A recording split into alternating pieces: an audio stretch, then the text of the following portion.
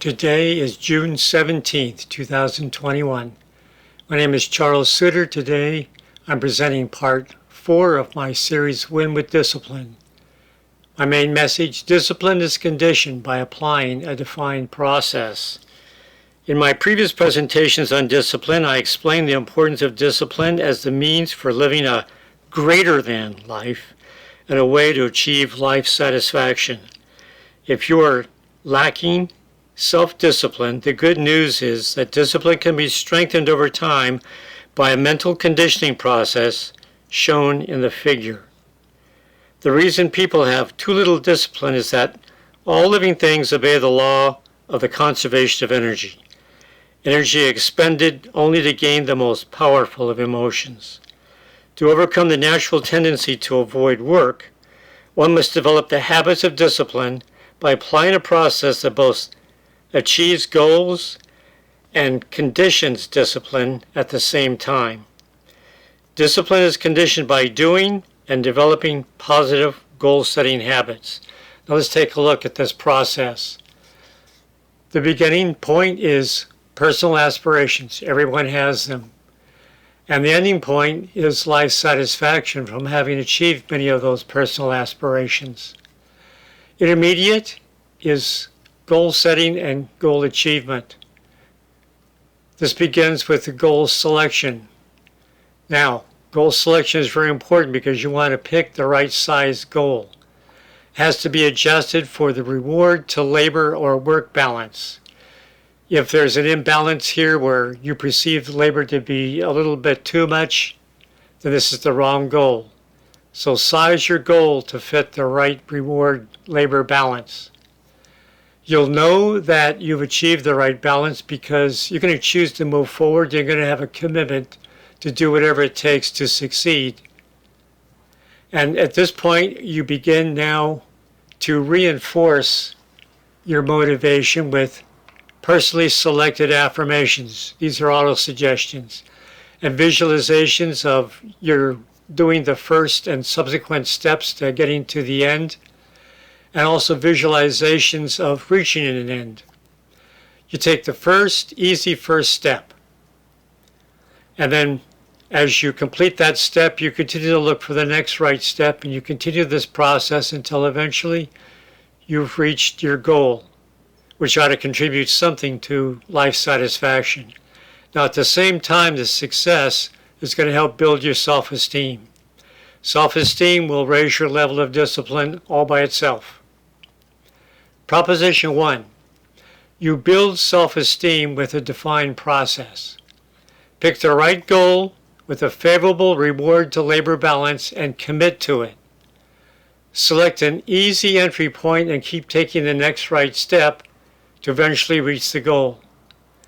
Continue to support your efforts with positive auto-suggestions and visualizations of having achieved the goal and what it would be like to enjoy the rewards once you've arrived.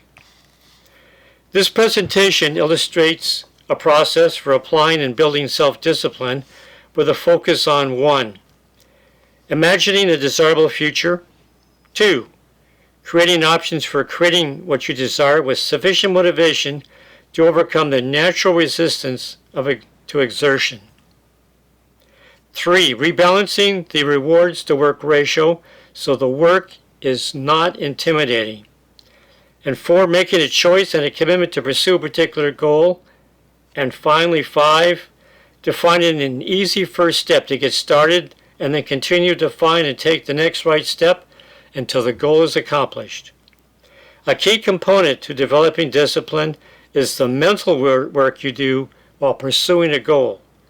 By taking a few minutes periodically throughout the day to daydream about enjoying the rewards from your personal goal and repeating a few self-defined affirmations, you can overcome inertia, overcome resistance, and overcome any challenges along the way.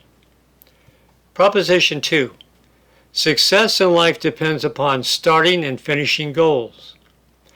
Goals are a means to achieving ambitious aspirations and ultimately leading to a better future. Discipline is a means to a desired end, which is life satisfaction. And discipline, if you don't have it, can be developed by following a defined process for achieving goals, such as the one presented above. The only way to satisfy wants and needs, leading to a satisfying life, is to achieve goals. Goals are achieved by completing everything objectively necessary for a goal to be present. Achieving goals is hard work, something most people would rather not do. So how does one overcome inertia, which is simply the resistance to doing work? The answer is self-discipline.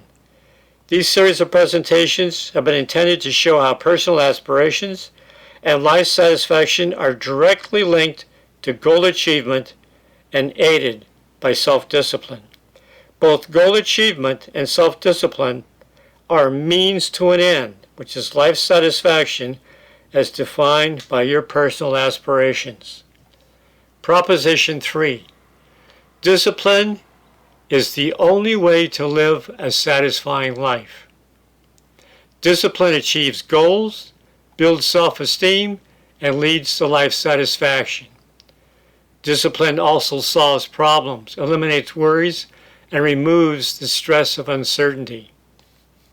Besides supporting goal achievement, discipline is a means for confronting life's little tragedies and all the sources of emotional distress, those negative emotions stemming from adversity that detract from happiness and life satisfaction. Discipline gets you moving to doing the right things at the right time, because you are not blocked from the fear and worry about the worry itself and any possible future challenges. If everyone did the right things at the right time, there would be more people working on meaningful goals, early elimination of problems, and people would suffer less emotional distress due to adversity. My final message: the product of discipline is a more satisfying life. The purpose of discipline is to help you choose well, to work for what you want, and to persist when the going gets tough. To live a truly meaningful and fulfilling life, you must not fritter away your time on distractions just to avoid meaningful and productive work. To achieve anything worthwhile, you need to spend more time working on your higher order aspirations. That means defining the life you want to live relative to what you are willing to devote the time and effort to creating. Choosing to work for a better life is the first step for developing discipline. Defining the right sized goals, not too hard, but still offering something of value to strive for, is another contributor to discipline. Start every goal by finding an easy first step, and once completed, continue to take the next right step until the goal is completed. The final condition for developing discipline is the continuous pep talk you give yourself with auto-suggestions and visualizations to maintain your motivation. The value of discipline is that once gained, it becomes a habit, a way of life, leading to life satisfaction. Discipline is conditioned from a defined process for choosing, working, and achieving goals. Successful goal achievement not only provides the rewards of success, but it builds self-discipline, itself a contributor to discipline. Discipline is not beyond your reach. If you start small and continually build your resolve, self-confidence, and belief in what is possible, and then, from small successes, slowly working your way up to bigger goals. That's all for now. Remember to stay positive. You'll be happier, healthier, and live longer.